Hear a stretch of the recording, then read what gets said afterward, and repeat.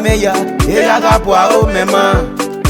erundavo iwete wogo bwa o nagba o abenya noro mo bera eyaga bwa o mema abenya noro mo biye iwete yaga bwa o mema o iwere nate ono na no na gbogo maye iwere nabu ono na no na gbogo maye emi no mari yerian o emi no mari yagmo o emi no mari yerian o obi gbono obi ro ni gbe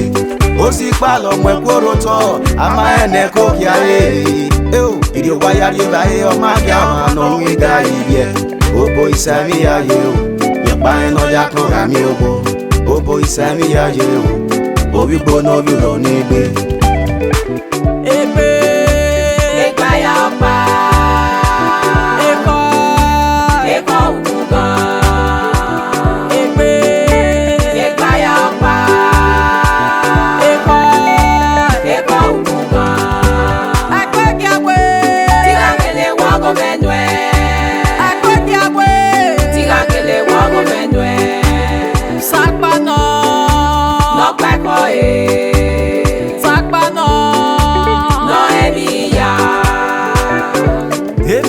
International. Guys, my music is now available on my YouTube channel, Ehimwenma Official TV, and Audio Mark J. Go and stream it.